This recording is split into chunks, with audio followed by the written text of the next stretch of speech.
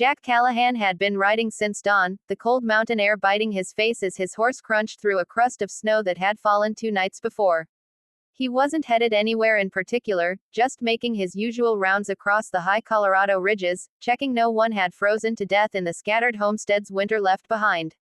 As he crossed a long stretch of aspen and pine, a smear of smoke in the distance caught his eye, thin and fading like the ghost of a campfire. It was odd, too far from the mining trail and too faint to be a planned signal.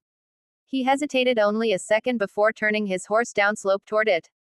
The ride grew rougher, branches scraping his coat and the air taking on that unnatural stillness that made even birds silent. When he reached the clearing where the old logging cabin stood, his breath caught like a fist in his chest. The cabin was no longer standing. A mass of pine, heavy with rot and weighted by snow, had crashed straight through the roof. The structure lay splintered and crushed, boards twisted like ribs around a corpse. Jack swung off his horse so fast his boots barely hit the ground before he was running. At first there was no movement, no sound but the hiss of wind between the trees. Then he heard it, a thin, wavering cry. A baby. His pulse kicked hard. He lunged toward the sound, ripping away planks and scattering chunks of roof with his bare hands. The wood bit deep, tearing his skin and splitting his knuckles, but he didn't stop to feel the pain. "Hello," he shouted, voice ragged.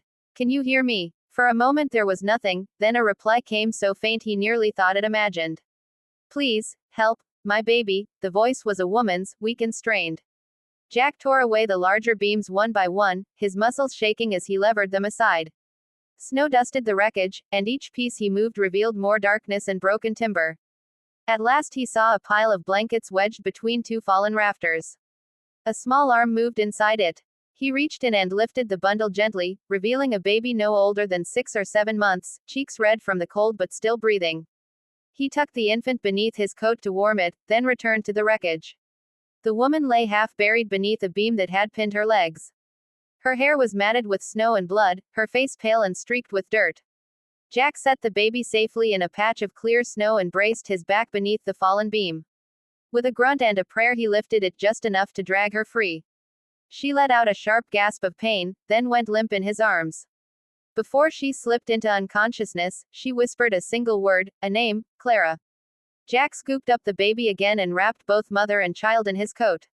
His breath came in white bursts, and blood dripped from his torn hands onto the snow, but he didn't stop to consider any of it. The sky above had begun to darken with the early signs of another storm, and the cold would kill them if he hesitated. He lifted Clara into his arms, pressed the baby to his chest, and turned back toward his horse with grim resolve. Whatever waited ahead, he knew one thing with unshakable certainty: he had found them in time, and he was not leaving them to die. Jack stayed awake most of the night, his back against the rough log wall of the line shack while the fire snapped and hissed in the stone hearth. The shack was small but sturdy, a place he and a few other ranch hands used during long winter rides, stocked with canned beans, coffee, bandages, and an old wool blanket or two. He had laid Clara on his bedroll closest to the warmth and wrapped the baby in his spare coat and saddle blanket. The little one had stopped crying once he'd fed him a bit of milk from a tin cup and held him near the flames. Clara, though, had drifted in and out of consciousness, murmuring things that made no sense, names, apologies, and once some kind of prayer. Jack didn't press her for answers. She needed sleep more than anything. Outside, the wind picked up around midnight, rattling the shutters and sneaking cold fingers through the cracks between the logs. He kept the fire alive with what wood he had left stacked inside and spared a glance at his hands. Both palms were raw and torn, knuckles split, and tiny splinters of pine embedded in his fingers. He wiped the blood on his trousers and went back to tending the fire and checking on the baby. Near dawn, the infant began to fuss softly, his little face scrunching with hunger or discomfort. Jack heated a cup of water and mixed a bit of dried milk he'd found in the supplies. He tested the temperature with the back of his wrist before coaxing a few drops between the baby's lips. The child quieted once more, blinking up at him with dark, curious eyes.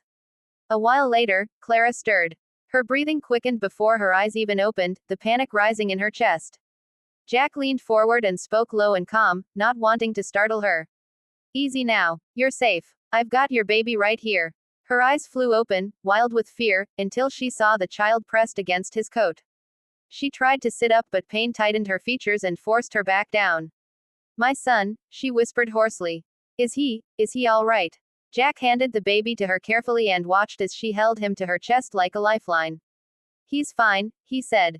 Tough little thing. She kissed the child's forehead, eyes shining with a mix of relief and exhaustion. For a long moment she didn't speak, just held him close. Jack poured a bit of warm water into a tin cup and passed it to her. She took a sip, then another, hands trembling around the metal. Her lips were cracked, and her skin still had the ghost pale look of someone pulled back from the edge. Thank you, she managed, voice barely above a whisper. I don't know how, don't worry on explaining just yet, he said, sparing her the effort. You're alive, that's what matters. Silence settled again, gentler this time. She glanced around the shack, rough log walls, a single table, saddles and ropes in the corner, and the fire giving off flickers of orange. Where are we? She asked after a moment. Line shack a few miles from where I found you, Jack said. Used for winter rides. Not much, but it's warm enough and dry. I'll get more wood soon as it's light. Clara nodded faintly, then looked down at her baby, brushing his cheek with her thumb. I thought we were going to die out there. Jack didn't argue. He could see in her face how close they'd come. He reached for his coat and stood to check outside, but paused at the door. Snow still fell in fine, drifting flakes, and the world beyond lay quiet and white. When he came back to the fire, Clara studied him with tired, wary eyes as if trying to decide whether to trust him fully. He didn't push her, just sat near the hearth and added another log. For now, the world was no bigger than that shack, and the danger of the storm still pressed against the walls, yet something unspoken had shifted the moment she'd seen her child safe in his arms. Jack rose before first light, his instincts waking him even before the fire had dwindled to a low red glow. The storm had eased sometime in the night, leaving the world outside coated in a hard crust of snow and silence. He slipped into his boots, careful not to wake Clara or the baby, and stepped outside to check on his horse. Frost clung like sugar to the saddle and reins, and his breath rolled in clouds as he walked a slow circle around the clearing. That was when he saw the tracks, fresh boot prints pressed into the snow, cutting across the drifts from the northern ridge. They were too clean and too recent to be his, and there were at least 2 sets. A ripple of caution traveled through him. Folks didn't stumble across this shack by accident. He followed the trail a short way toward the tree line, examining the stride and depth.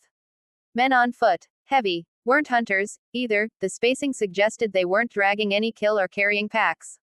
He returned to the cabin and nudged the heavy wooden bar across the door, though it wouldn't stop a determined man for long. Clara was awake now, her tired eyes following him as he stoked the fire back to life. The baby slept curled on her chest, wrapped in his saddle blanket. She must have seen something in his expression because her brow tensed. Is something wrong? He shook his head once, not wanting to stir panic. Just checking the surroundings. I'll bring in more wood before the day warms. That answer seemed to settle her enough for the moment. She brushed a lock of hair from her face, though the movement looked painful. Before he could speak again, the crunch of footsteps came from beyond the door, steady, deliberate steps across packed snow.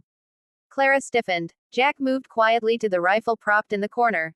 He didn't raise it yet, but his hand curled tight around the stock. A voice called from outside, rough and uninvited. Saw smoke from down the ridge. Thought someone might be holed up here. Jack didn't open the door. Cabin's occupied, he said, his tone flat. Ain't looking for company. Another voice joined the first, this one sharper. We heard about a cabin that got crushed in the storm. Figured anything worth talkin' got left behind. Maybe someone brought it here. Jack's jaw worked, silent fury simmering under his calm. Ain't nothin' here that belongs to you, he said. Best keep walkin'. The door rattled slightly, as if one of the men leaned against it. Clara clutched her baby, her voice barely a breath. Who are they? Jack didn't look back at her. He kept his eyes forward, listening to the scrape of boots and the murmur of low voices outside. Men like that didn't come checking out of kindness.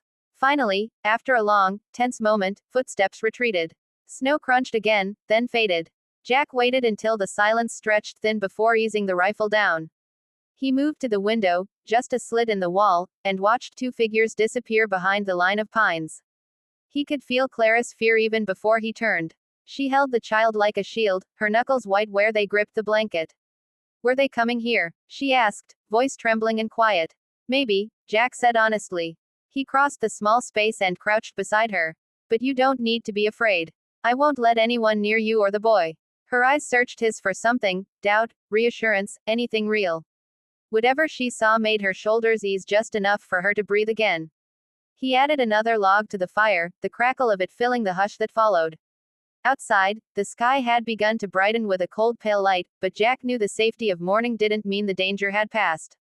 For now, though, he kept his voice steady and low. "You're not alone out here anymore," he said. And this time he meant it as a promise he intended to keep.